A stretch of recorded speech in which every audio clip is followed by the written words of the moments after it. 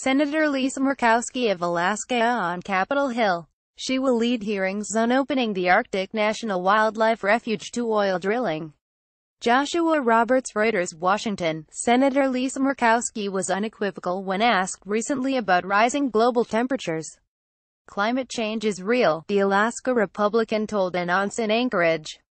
Yet her stance on drilling in the Arctic National Wildlife Refuge is just as clear. Senator Murkowski, who heads the Senate Energy and Natural Resources Committee, has long argued that it must happen, for the economic prosperity of her state and the security of the country. Her views, contradictory to some, a pragmatic balance for others, will take center stage on Thursday when the committee holds a hearing on opening part of the refuge to drilling, an effort to raise revenue for the federal government as part of a planned tax overhaul. For supporters of drilling in the Arctic refuge, the tax plan represents the best chance in decades to realize the dream of drilling for oil beneath the tundra. The debate's importance, though, may ultimately go well beyond the fate of the Arctic refuge.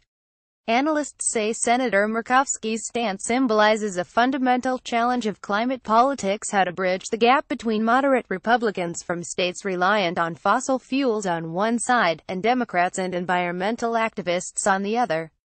To move on the climate front in Washington, you're going to need to bring a non-trivial number of Republicans into a coalition, which means there has to be compromises, said Jerry Taylor, president of the Niskanen Center, a libertarian think tank. We're going to have to address conservative concerns and policy demands. It's not unfair for environmentalists to argue that if you take climate change seriously, it simply requires the rapid decarbonization of the economy.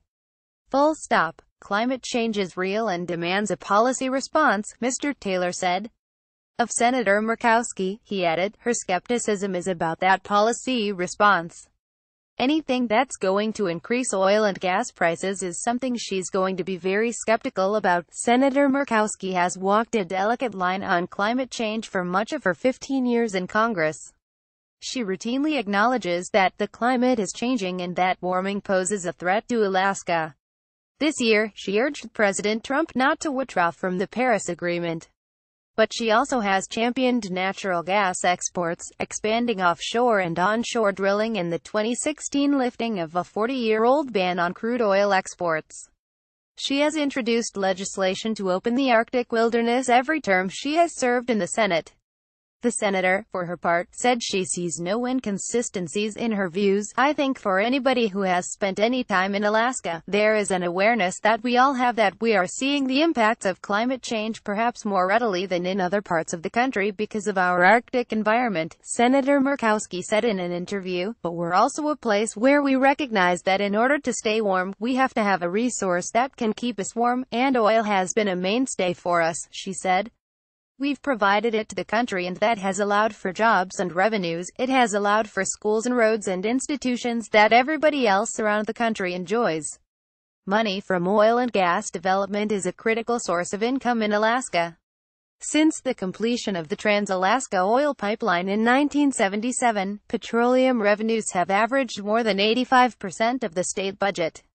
According to the Alaska Oil and Gas Association, petroleum supports a third of all jobs in the state. Champions of opening the refuge assert that shifting Alaska's economy will take time, and, despite gains in renewable power, the reality is that oil will be around for decades to come. On Thursday, the debate over the Arctic refuge begins in earnest. A budget blueprint passed by the House and Senate in recent weeks has set the stage for Republicans to overhaul the tax code with the support of only 50 senators, rather than the 60 needed to overcome a filibuster. The budget blueprint also paves the way for a drilling measure to be attached to the tax overhaul. Using that approach, Republicans would be able to open the refuge to drilling without encountering a filibuster. The Trump administration has cited possible revenues to federal coffers totaling $1.8 billion by 2018. Senator Murkowski's energy panel, where Republicans hold a majority, could vote as early as next week to approve legislation directing part of the refuge opened. Democrats have vowed to fight the effort. Senator Maria Cantwell of Washington, the senior Democrat on the Energy Committee, pointed to a recent congressional audit warning that global warming had already cost the country billions of dollars. Alaska's outdoor and tourism economy already generates more jobs than the oil economy, Senator Cantwell said.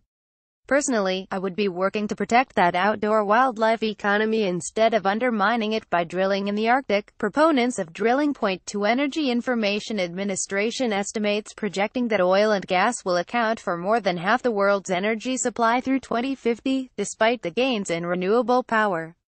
Kara Moriarty, president and chief executive of the Alaska Oil and Gas Association, has asserted that Alaska's contribution to climate change is minuscule and it will continue to be small even if new drilling does occur in the refuge. If we were to immediately shut down production activity that is occurring, even if we went to zero, it is not going to make a difference in stopping any kind of change in our climate, she said.